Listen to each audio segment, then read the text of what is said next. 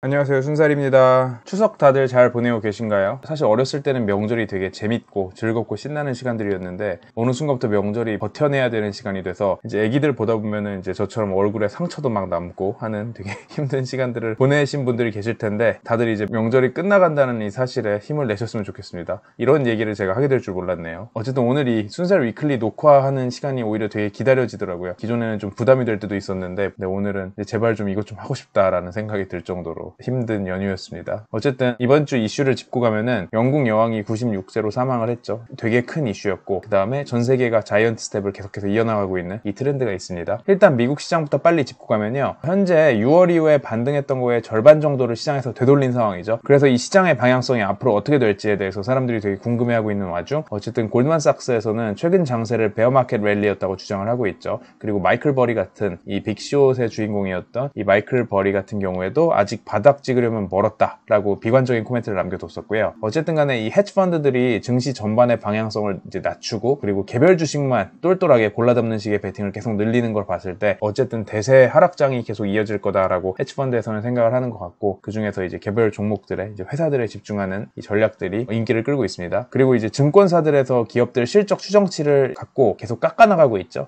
그래서 이 차트를 보시면은 역사적으로 기업들 실적에 대한 시장 컨센서스가 분기별로 이런 식으로 흘러왔는데 올해는 이제 3분기에 엄청 낮아진 상황이죠. 이 지표들에서도 비슷하게 좀 안 좋은 뭐 상황이 무조건 안 좋다는 건 아니고 좀 걱정할 만한 이 지표들이 좀 나오고 있는데, 미국의 서비스업 현황에 대한 지표를 보면은 이 ISM이라는 데서 발표하는 지수랑 S&P 글로벌에서 발표하는 지수랑 원래는 보시면 이 차트인데 비슷하게 움직입니다. 그러다가 가끔씩 갈라져요. 뭐 이럴 때도 갈라지고 이럴 때도 갈라지고 하는데, 문제는 이게 지수라는 게 사실 이제 산정하는 사람들의 산정하는 산정기관의 기준에 따라서, 그리고 그 기준이 굉장히 주관적으로 결정이 되겠죠. 물론 한번 정해진 기준을 바꾸진 않겠지만 기준을 정할 때는 어쨌든 규칙을 갖고 정할 거고요. 그랬을 때 조사 방식이 다르다 보니까 이 지수들이 당연히 다를 수는 있는데, 바로 직전에 크게 벌어졌던 순간이 이 2020년 4월에 팬데믹 직후였다는 점이 좀 걱정스러운 상황이고, 어쨌든 8월 조사치에서도 이 지수 간의 차이가 좀 벌어지는 모습을 보였습니다. 그리고 연준은 이제 일주일 남은 이 9월 FOMC, 이번에도 자이언트 스텝 75bp를 올리지 않을까라는 게 시장 기대감이죠. 그걸 앞둔 상황에서 연준은 이제 다음 주부터 일주일 동안 블랙아웃이 예정되어 있습니다. 이제 블랙아웃 피리어드라는 게 어쨌든 중요 결정을 앞두고 시장에 요동을 치게 하는 이런 이벤트들, 발언들을 삼가자라는 이 연준 인사들이 공개 발언을 삼가는 기간입니다. 그럼 이제 영국 얘기로 넘어와서, 영국에서는 크게 두 가지의 사건이 있었죠. 첫 번째로는 신임 총리가 확정이 됐습니다. 보리스 존슨 전임 총리가 물러나게 된 이유는 기존의 순살에서도 저희가 설명을 드렸었는데요. 어쨌든 그 물러난 이후에 어떤 사람이 당선이 되느냐에 따라서 영국의 정책이 바뀌고, 영국이 어쨌든 간에 뭐 지금은 경제 규모가 많이 줄어들긴 했지만 그래도 여전히 굉장히 상징적인 나라이기 때문에 다들 주목하고 있었는데요. 리즈 트러스라는 전 외무장관이 당선이 됐죠. 사실 이 보리스 존슨이 물러났을 때만 해도 리즈 트러스 말고 이제 다른 리시 수낙이라고 뱅커 출신의 이 재무장관이 되는 거 아니냐라는 얘기가 있었는데 중간에 역전극이 있었죠. 그래서 이 리즈 트러스의 가장 큰 공약이 결국에는 세금을 줄이겠다, 그러면서도 경제를 살리겠다는 이런 공약을 내세웠었는데요. 어쨌든 당선은 됐으나 굉장히 어려운 상황에서 당선이 됐고, 실제로 그 어려운 상황에서 세금까지 줄여야 되는, 공약을 지키기 위해서는 더 어려운 상황에 이 일을 시작하게 됐기 때문에 잘할 수 있을지에 대해서는 좀 유심히 지켜봐야 될 것 같습니다. 그래서 차트 보시면은 향후 1년 내에 시장에서 침체가 올 것 같은 나라들의 확률을 보면은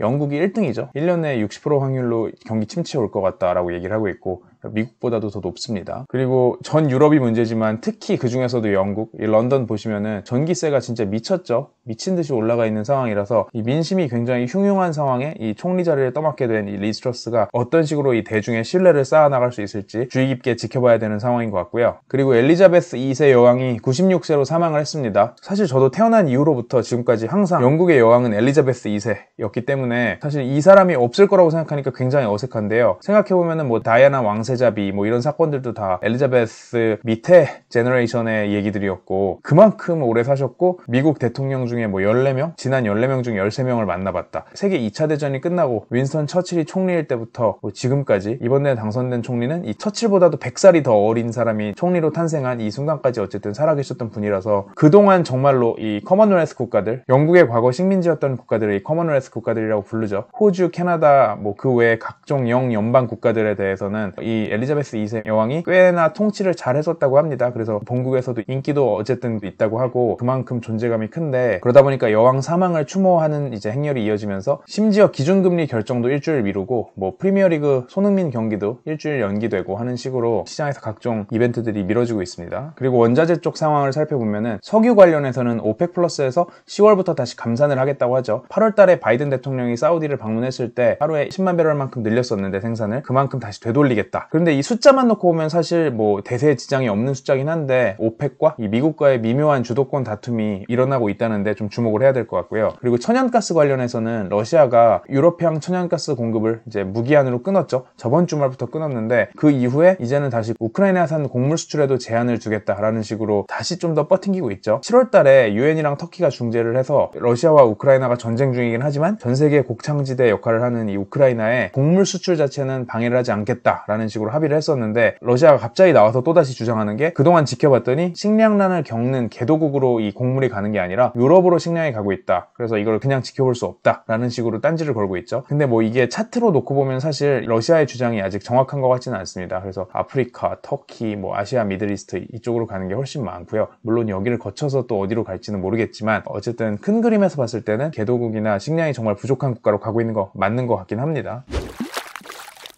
그리고 이 합의의 중재 국가였던 이 터키 얘기가 나온 김에 터키 8월 CPI를 짚고 가면은 80%가 올랐죠. 이게 뭐 8%도 아니고 뭐 4%도 아니고 80%가 올랐습니다. 근데 이게 뭐 7월 달에도 비슷한 숫자였고, 심지어는 이것조차도 이 공식 통계가 그렇고 실제로는 이제 비공식까지 합치면은 180%가 넘는다. 뭐 나라 망해가고 있다. 이런 식의 통계가 나오고 있고, 이 나라는 정말로 대통령이 경제 논리를 무시하는 나라죠. 물가가 오르니까 기준금리 인하하겠다라고 해서 지난달에도 기준금리 인하를 했습니다. 그리고 식량 수출 얘기 나온 김에 한 가지 더 짚고 갈게, 인도에서 쌀 수출에 대해서 제한을 걸 예정이라고 하죠. 그래서 쌀 수출에 이 품종별로 20%의 세금이 부과되는 품종이 있을 예정이고요. 인도 같은 경우는 세계 최대의 쌀 수출국이고 전 세계 쌀 시장의 40%를 점유하고 있다고 합니다. 그리고 세상과 반대로 가고 있는 중국은 아직도 팬데믹 락다운이 이어지고 있는 나라입니다. 중국 8월 물가를 놓고 보면은 예상보다 낮게 나왔죠. 그래서 여기는 인플레이션 걱정은 아직 없습니다. 그래서 CPI가 뭐 2.5%, PPI가 2.3% 하는 식으로 낮게 나왔는데, 문제는 뭐 인플레가 잡히고 있는 건 좋은데 이제는 아예 디플레를 걱정할 정도로 이 경제 성장률이 굉장히 둔화됐다는 거는 걱정해야 되는 상황이죠. 그래서 시장에서 2022년 중국의 경제 성장률 전망치를 보면은 엄청나게 낮아져 있는 상황입니다. 그리고 경기가 안 좋아지다 보니까 한국의 원화처럼 위안화도 약세를 띠고 있는데, 중국에서는 외화 지급 준비율을 인하했죠. 이게 무슨 말이냐면은 이제 금융기관들에서 쌓아놔야 되는 이 외화 준비금, 이제 그만큼 금융기관에서 쟁여놓고 시장에 못 푸는 돈, 비상시를 대비해서 갖고 있어야 되는 돈이니까 이제 그만큼 8%만큼은 원래는 지준율을 의무를 부과했었는데 이걸 6%로 낮춰줬다는 거죠. 그래서 그 2%만큼 금융기관이 시장에서 달러를 사고 팔면서 더 풀 수 있다는 의미라서 위안화 약세를 반전시키기 위해서 필요했던 조치라고 보이고요. 아까 말씀드렸던 팬데믹 락다운이 엄청나게 큰 규모로 다시 진행되고 있는 나라입니다. 그리고 미중 분쟁이 이어지다 보니까 중국 기업들이 미국에서 상장하기 굉장히 힘들어진 상황이잖아요. 그러다 보니까 이 중국 기업들이 이제는 유럽의 런던이나 취리 증시에 가서 상장을 해서 돈을 땡기고 있다고 합니다. 그래서 이 차트를 보시면은 진한 파란색이 유럽에서 땡기는 돈이고요. 중국 기업들이 연한 파란색이 미국에서 땡기는 돈인데요. 2022년 보시면은 뭐 전체 상장액 자체도 엄청나게 줄어들었죠. 아무래도 증시가 안 좋으니까요. 그 중에서도 진한 파랑, 이 유럽에서는 어쨌든 돈을 더 땡기고 있는데 미국에서는 정말로 돈을 안 땡기고 있죠. 그렇다 보니까 이 유럽 투자은행들에서는, 이 유럽 증권사 입장에서는 굉장히 개꿀입니다. 특히 UBS 같은 경우에는 스위스 투자은행이니까 런던과 취리 양쪽을 다 잡고 있을 텐데, UBS는 안 그래도 중국에서 굉장히 활동이 활발한 회사였습니다. 기존에 중국에서 고객들을 다 확보해 놓고 이 확보한 고객들을 이제는 자기들 본진인 스위스 취리에 가가지고 상장을 시키면 되는 거니까 UBS 입장에서는 갑자기 시장에서 물이 들어오고 있는 상황이죠.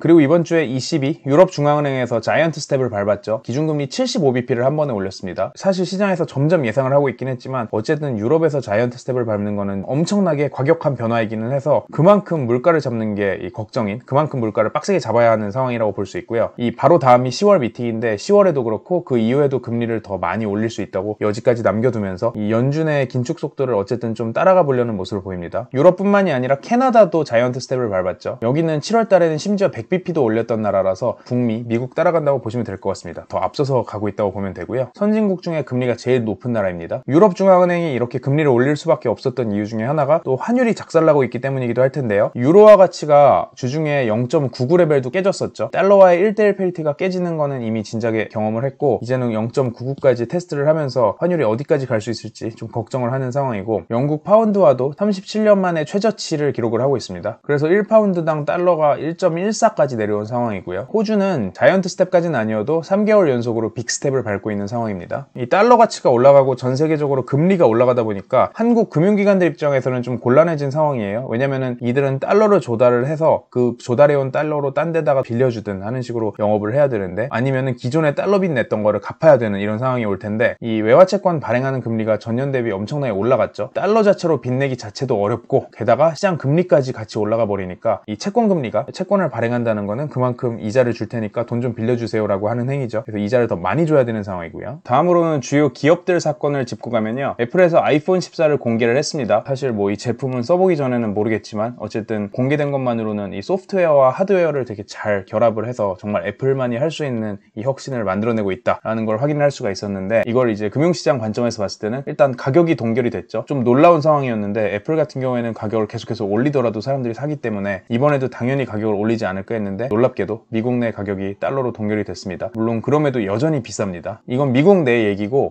브라질에서는 애플이 아이폰 판매 금지를 당해가지고 지금 항소 중이라고 하죠. 아이폰 12와 13에 대해서 판매 금지를 당했는데 그 이유는 충전기 안 넣어서 파는 게 소비자 기만 행위라고 브라질 정부에서 주장을 하고 있다는 거예요. 사실 한국에서도 이건 논란이 됐던 이슈인데 브라질에서는 아예 정부 차원에서 되게 빡세게 잡고 있는 것 같고 이거는 뭐 사람마다 생각이 다를 것 같긴 해요. 어쨌든 소비자 입장에서는 충전기가 진짜 필요한데 따로 사야 되는 그런 문제가 있기도 하고 주주 입장에서는 그거 덕분에 애플이 이제 마진을 더 올릴 수 있는 그런 상황이었는데 이게 뭐 브라질에서 시작돼서 이 여파가 어디까지 갈지도 지켜봐야 될 것 같고요. 한편 이 애플은 미국에서 스마트폰 시장 점유율 50%를 넘었죠. 진짜 이게 말이 안 되는 수치인데 각종 안드로이드 폰들, 삼성, 그 다음에 뭐 각종 차이니스 폰, 그 외에 각종 브랜드들을 다 합친 것보다 애플 아이폰이 점유율이 더 높다는 거죠. 그래서 여기는 정말로 시장을 다 통합시켜버렸다. 애플이 점령했다라고 볼 수 있을 것 같고 테슬라에서는 리튬 정제 사업을 직접 추진할 예정이라고 합니다. 일론 머스크가 꾸준히 얘기해온 게 리튬이 부족하다. 우리가 전기차 만드는데 전기차 배터리에 들어갈 리튬이 부족해서 전기차 배터리를 만들기 못하고 그것 때문에 병목이 생기고 있다. 이런 식으로 계속 주장을 하면서 시장에 있는 각종 사업가들한테 리튬 정제, 특히 정제 부문은 정말 노다지이기 때문에 라이센스 투 프린트 머니라는 얘기들을 계속 했었죠. 사업가들한테 뛰어들어서 이 사업 해라 라고 계속 장려를 했는데 이제는 그냥 테슬라가 직접 하려고 한다고 합니다. 뭐 애플처럼 정말 밸류체인 A부터 G까지 다 가져가려고 하고 있는 것 같고요. 그리고 아마존에서는 노조 설립 움직임이 전 세계로 뻗어나가고 있습니다. 미국에 이어서 이제 일본에서도 노조 설립 움직임이 있고요. 그리고 이 기업의 방향성을 소프트웨어 회사에서 아예 비트코인을 들고 가는 비트코인 투자 회사로 바꿔버린 이 마이크로스트래터지 같은 경우에는 작년에는 채권 발행해가지고 거기서 빚낸 걸로 비트코인을 사더니 올해는 주식을 추가 발행할 예정이라고 하죠. 그래서 주식을 발행해서 그 돈으로 비트코인을 사겠다. 그리고 뭐 남는 돈으로는 소프트웨어 개발도 하겠다. 이런 식으로 얘기를 하는데 비트코인 가격이 폭락을 하면서 채권을 발행해서 그 빚낸 돈으로 샀던 비트코인들이 마진콜을 당할 위기다라는 얘기들도 나왔었죠. 비트코인 가격이 23,000불인가 아래로 내려가는 순간부터 어쨌든 굉장히 좀 위기인 상황인데 지금은 이 마이크 세일러 창업자 겸 CEO는 뒤로 한 발 물러났었죠. 그래서 CEO 자리에서 물러난 이후에 그 다음에 트위터에서 더 열심히 활동합니다. 이제는 본인이 더 이상 CEO도 아니니까 더 구애받을 것도 없고 주주 눈치 볼 것도 없고 비트코인을 정말 찬양하는 트위터를 정말 하루에 한 번씩은 무조건 올리는 것 같아요. 그래서 이 아저씨 트위터 보다 보면 좀 정신이 혼미해지는데 어쨌든 비트코인에 아직도 진심이고요. 그리고 다음 주 주요 일정들을 보면은 다음 주에는 제일 중요한 지표가 아무래도 미국 8월 CPI겠죠. 연준은 다음 주에 블랙아웃 기간에 들어갔기 때문에 추가적인 코멘트를 연준 인사가 하진 않을 거고 근데 어쨌든 그들이 그 금리 결정에 가장 중요하게 보는 게 물가이기 때문에 이 물가 지표가 어떻게 나오는지에 따라서 시장에서 계속 요동을 치면서 이 해석을 이어나갈 것 같습니다. 그리고 저희가 공지사항이 하나 더 있는데요. 저희가 기존의 뉴스레터는 매일 아침마다 한 번씩 발행이 되고 유튜브 같은 경우에는 뭐 주 1, 2회 정도밖에 발행이 안 되다 보니까 그리고 인스타그램에서는 뭐 매일같이 콘텐츠가 발행이 되긴 하지만 콘텐츠 양식들이 카드뉴스 형식으로 좀 제작이 들어가는 부분이 있는데 그것보다 더 짧고 빠르고 간결하게, 그리고 독자분들과의 이제 소통을 더 자유롭게 하기 위해서 저희가 텔레그램 채널을 이제 개설을 했으니까, 텔레그램 하시는 분들은 저희 순살 찾아서 들어오시면은 저희 앞으로 컨텐츠들을 더 짤막짤막하고 더 재밌게 보실 수 있을 거예요. 그래서 궁금하신 것들은 거기서 Q&A 하셔도 좋을 것 같고, 저도 좀 더 적극적으로 이제 많은 대화를 이어나갈 생각입니다. 관심 있는 분들은 가입해 주시면 좋을 것 같습니다. 그러면 저희는 다음 주에 또 다른 재밌는 순살로 돌아오겠습니다. 안녕.